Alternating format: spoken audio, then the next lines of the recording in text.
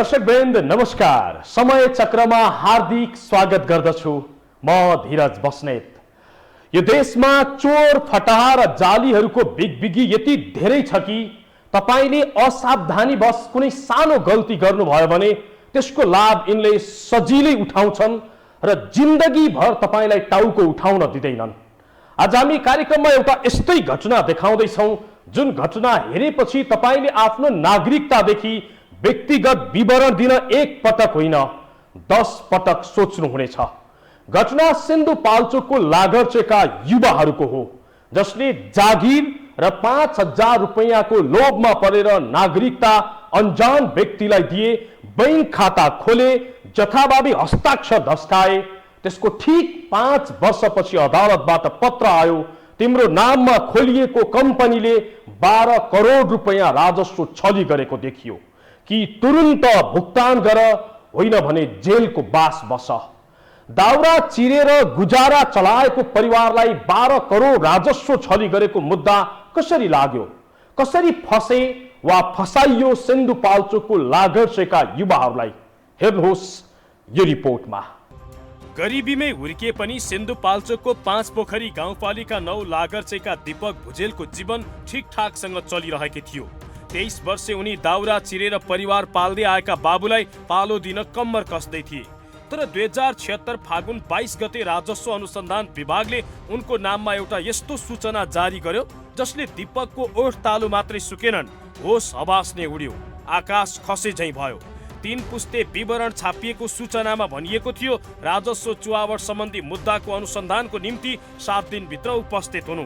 उनीमाथि कर छलीको गम्भीर आरोप लागेको पत्रमा उल्लेख थियो।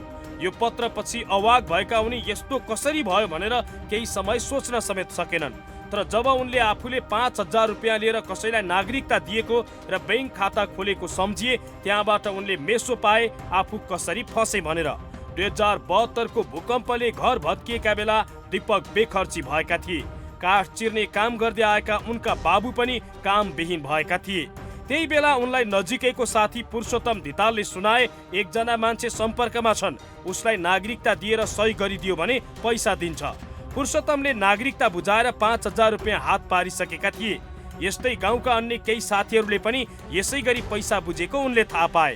त्यसपछि उनी पुगे बैंकमा खाता खोले बापत पैसा दिने लक्ष्मण राय यादवको सम्पर्कमा। 2073 साल दसैँको टाइममा अनि मलाई पैसा चाहिरहेको थियो। अनि मैले पुरुषोत्तमलाई पैसा माग्दाखेरि अनि उसले भने बैंक अकाउन्ट खोल्यो भने तिमीलाई होइन 5000 पैसा दिन्छ अनि भनेर भन्नुभयो। अनि त्यसपछि म आएँ। अनि त्यसपछि लक्ष्मण राय यादवको नम्बर दिनुभयो त।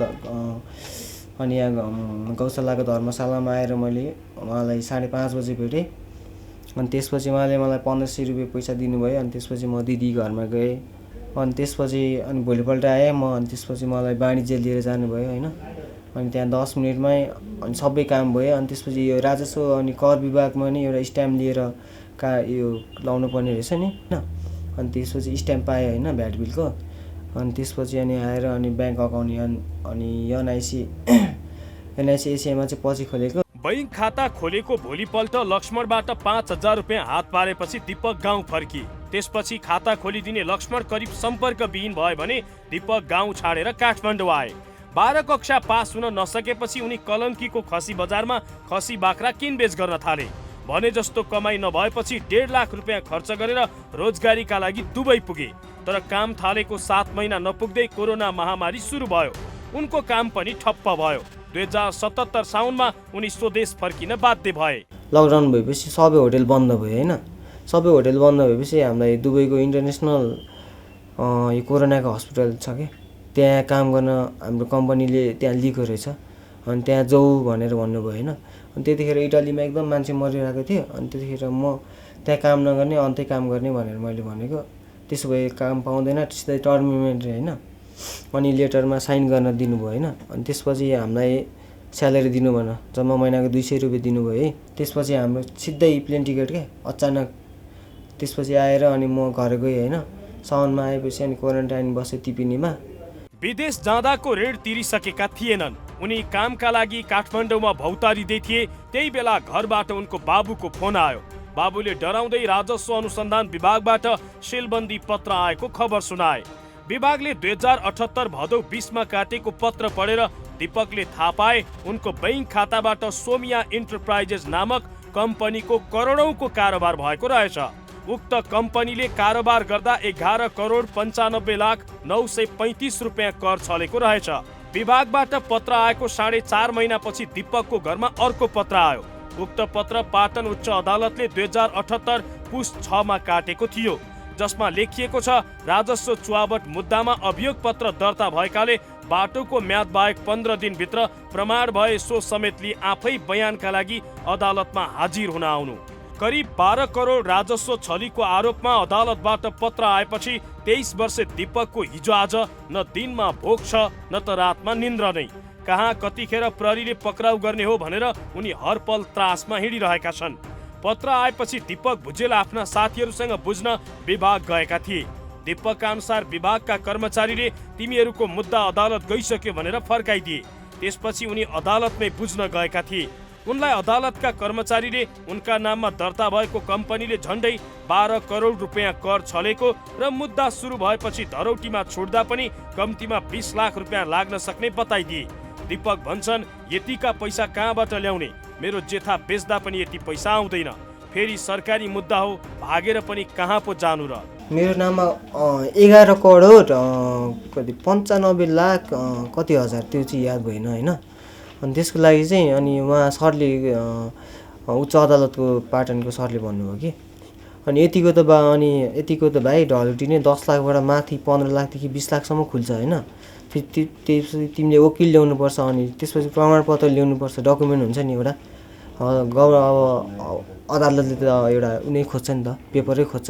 दीपक अहिले उनलाई फसाउने लक्ष्मण राय यादवको खोजीमा भौतारिरहेका छन्, तर उनलाई लक्ष्मणको ठेगाना समेत थाहा छैन। अब के गर्ने त्यसको पनि मेलोमेसो उनले पाउन सकेका छैनन्। उनी यति भनिरहेका छन्, मैले 5,000 को लोभमा आफ्नो नागरिकता दिँदा नचिनेको मान्छेको भर परेर बैंक खाता खोलेर उसैको जिम्मा लगाउँदाको सजाय पाइरहेको छु। राज्यले मेरो अवस्था हेरिदियोस्। दाउरा चिरेर गुजारा चलाउने मैले 12 करोड राजस्व कसरी छले होला? अदालतले यसलाई पनि बुझिदियोस्। दीपक भन्छन्, म जस्ता निर्दोषलाई फसाउने लक्ष्मण राय यादवहरूको खोजीमा राज्य जुटिदियोस्। राज्यले खोजी नीति गर्नुपर्छ क्या। धेरै मान्छेहरू हुनुहुन्छ यस्तो पीडितहरू हुनुहुन्छ होइन। एउटा माछा मारेर खाने मान्छे शुद्ध हुनुहुन्छ क्या। उहाँहरू दोलखाको उयो केस पनि होइन, सबै कुराहरू छ। राज्यले यो सबै कुरा थाहा भएर नि जुन मान्छे जुन एजेन्ट छ नि, जुन एजेन्ट भनौँ कि अब उनीहरू गिरो उहाँहरू चाहिँ अब खुलेआम हिँडिराख्नु भएको छ होइन। राज्यले उहाँहरूको केसलाई चाहिँ खोताल्नु पर्ने हो। उहाँहरूको केस पहिला पनि छ कि कोहिनुर कानुनी सेवा माइती घर, त्यो प्राइभेट होला सायद, मलाई थाहा भएन, तर त्यहाँ छ। उहाँ मान्छेको डिटेलहरू उहाँ छ, केसहरू उहाँ छ। उहाँ मान्छेलाई खोज्नु पर्यो राज्यले। अनि मैले त्यत्रो 12 करोडको छली राजस्व छली गरेको भए सायद म यो स्थितिमा हुने थिएन होला। घाँस दाउरा काटेर मेरो बाबा मम्मी बस्नु थिएन होला। हो, बेथा दीपक भुजेलको मात्रै होइन, सिन्धुपाल्चोकको लागर्चेका 1 दर्जन बढी युवाहरू यही अवस्थाबाट गुज्रिरहेका छन्। नखाएको विष लागिरहेको छ उनीहरूलाई। थाहै नदी आफ्नो नाममा अरूले कम्पनी खोल्यो, कर छल्यो, करोडौं कमायो, तर फसे सोझा युवाहरू जो जागिर र केही हजारको लोभमा परेका थिए। दीपक जस्तै अन्य युवाहरू कसरी फसे, को मार्फत पुगे लक्ष्मण राय यादवको सम्पर्कमा? कहाँ छन् लक्ष्मण, तो देखाउनेछौँ, तर एकैछिनको ब्रेक पछि।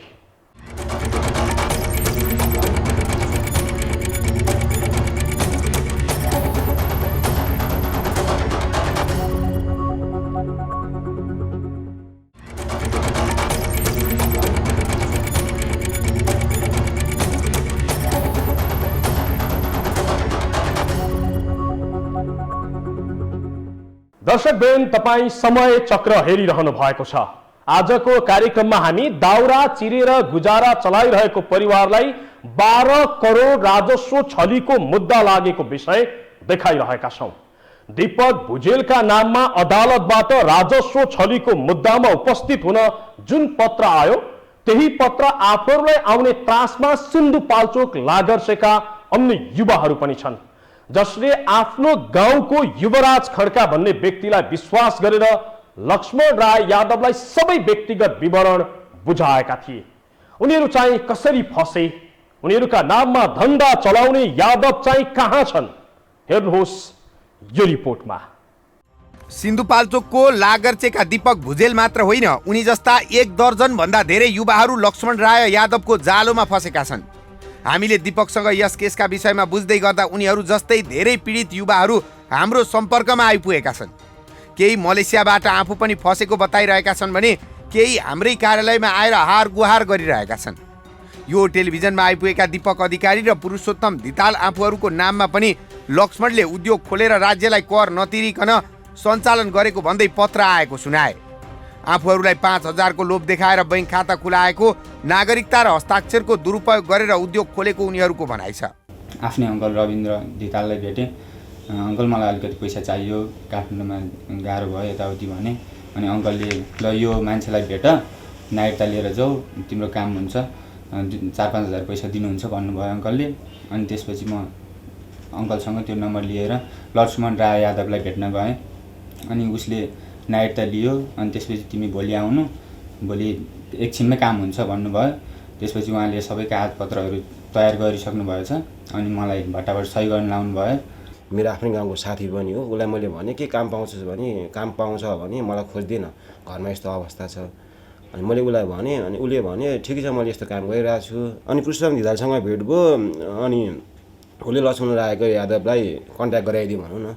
उनीहरूलाई लक्ष्मणसँग लगेर भेटाउने काम गाउँकै विदुर भन्ने युवराज खड्काले गरेका रहेछन्।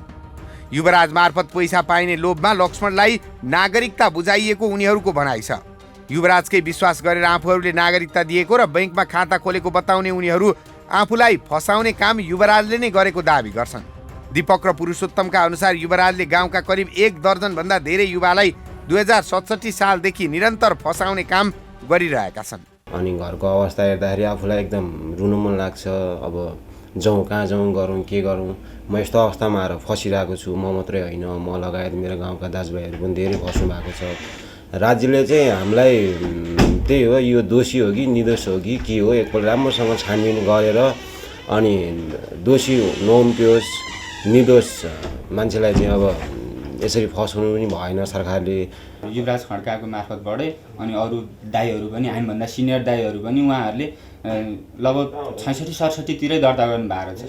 तर उहाँहरूले हामीलाई भन्नु भएन क्या, यस्तो यो गर्दा यस्तो हुन्छ, यो गलत काम हो, यो ठिक होइन भनेर हामीलाई बुझाउनु भएन। किनभने हामी त सामान्य लेखपढ गरेको थियौँ, भर्खर एसएलसी दिएको थियो, गाउँको सरकारी स्कुलको पढाइ त्यही हो, हामीलाई केही राम्रोसँग केही थाहा थिएन। उनीहरूका अनुसार युवराजले लक्ष्मणको एजेन्टका रूपमा काम गर्थे। लक्ष्मण हिजो आज सर्वोच्च अदालतको गाडी चलाउने काम गर्दै आएका छन्।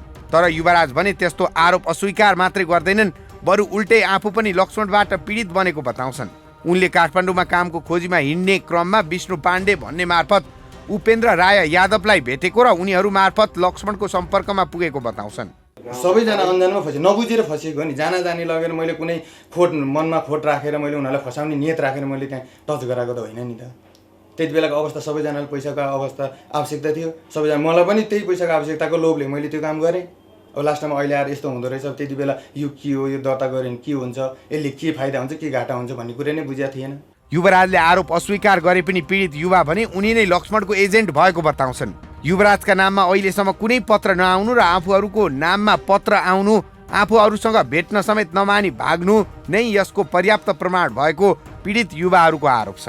दीपक अधिकारी र पुरुषोत्तम धितालको नाममा पनि विभागले सोधपुछका लागि पत्र जारी गरेको छ। उनीहरू पनि कुन दिन दीपक भुजेललाई जस्तै अदालतले यति करोड कर छल गरिस् भनेर बोलाउँछ कि भन्ने त्रासमा देखिएका छन्। उनी भन्छन् हामीलाई फसाइएको हो, हाम्रो अवस्था हेरेर राज्यले कदम चालोस्। तर सरकारले चाहिँ बेलायमा यसलाई छानबिन गरेर को दोषी हो को निर्दोष हो, यसले यो कुरा चाहिँ सरकारले बाहेक अब हामीले चाहिँ सक्दो कोसिस गरे हो। हामी अब केही सिप लागेन। अब त्यही भएर चाहिँ अब हामी मिडिया सामु आएका छौँ आफ्नो दुःखहरूलाई कोही सहारा नभेटेर। त्यसो त लक्ष्मणले आफूहरूका नाममा कम्पनी खोलेर खराब काम गरेको सुइको भने लागत चाहिँ केही गाउँका युवाले 2073 सालतिरै पाएका थिए। त्यति बेला दीपक अधिकारी, विदुर भनिने युवराज खड्का र दीपक भुजेलले लक्ष्मणलाई नियन्त्रणमा लिएर महानगरीय प्रहरी वृत्त गौशालामा पनि बुझाएका थिए। ठगीको आरोप लागेका लक्ष्मण कुरा मिलाएर छुटिहाले। अहिले फेरि यसरी विभागबाटै पटक पटक पत्र नै आएपछि घरमा परिवारको गुजारा टार्न समेत धौधौ पर्ने यी युवाहरू यतिका धेरै पैसा त कहाँबाट ल्याउने, भागेर पनि कहाँ जाने भन्दै हार गुहार गरिरहेका छन्। धमाधम गाउँबाट सोझा युवाहरूको व्यक्तिगत विवरण लिने र बैंक खाता खोलेर धन्दा चलाउने लक्ष्मण राय यादव अहिले बेपत्ता छन्। आफ्नो धन्दाको पर्दाफास भएपछि उनी भारत पसेर लुकेका छन्। तर महत्त्वपूर्ण कुरा चाहिँ दैनिकी चलाउने धनसन भएका यस्ता युवालाई पत्र काट्ने राजस्व विभागले यादव जस्ता धन्दा चलाउनेलाई चाहिँ के गरिरहेको छ त्यो देखाउनेछौँ, तर एकैछिनको ब्रेकपछि।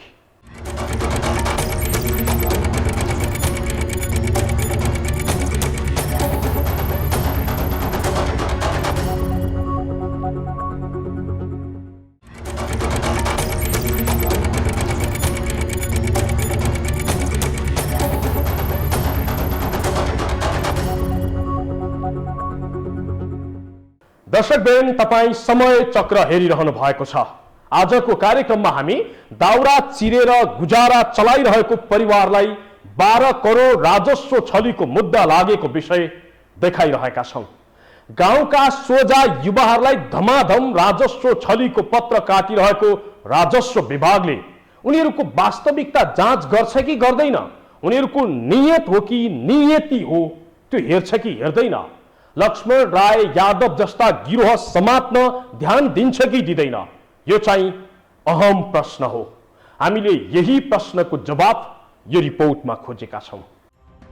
सिन्धुपाल्चोकको मेलम्ची बजारबाट करिब 12 किलोमिटर उत्तरमा रहेको लागर्ची गाउँका 1 दर्जनभन्दा बढी युवाहरू अहिले दीपक भुजेल जस्तै त्रासपूर्ण जीवन गुजारिरहेका छन्। ती युवाहरूका नाममा लक्ष्मण राय यादवले विभिन्न कम्पनी खोलेर करोडौँको राजस्व छली गरेपछि राजस्व अनुसन्धान विभागबाट उनीहरूको घरमा पत्र पुगेको छ। विभागबाट मात्रै होइन, अहिले पाटन उच्च अदालतबाट समेत राजस्व छली गरेकोमा कारबाही हुने पत्र समेत पुगेको छ। बिहान बेलुकाको छाकटार समेत धौधौ ती युवाहरू अहिले आफूहरूको नाममा करोडौँ राजस्व छली गरेको भन्दै घरमै पत्र आएपछि उनीहरू के गरौँ र कसो गरौँ भन्दै भौतारिरहेका छन्। वर्ष दिनले खाना पुग्ने अन्न घरमा छैन, भएको सबै जायजेता बेच्दा पनि 20-25 लाख आउँदैन, तर तिनकै नाममा 12 करोड राजस्व छलीको मुद्दा छ भन्दा कसले पत्याउला। यो सुनेर अहिले लागर्चेका गाउँ नै अचम्ममा परेका छन्। तर यता राजस्व अनुसन्धान विभागले भने कागजातका आधारमा उनीहरूले राजस्व छलेको नै देखिएको बताएको छ। उनीहरूको नामबाट खोलिएका विभिन्न कम्पनीहरूले वार्षिक रूपमा करोडौँको कारोबार गरेको तर राज्यले कर नतिरेको विभागको अनुसन्धानले देखाएको छ।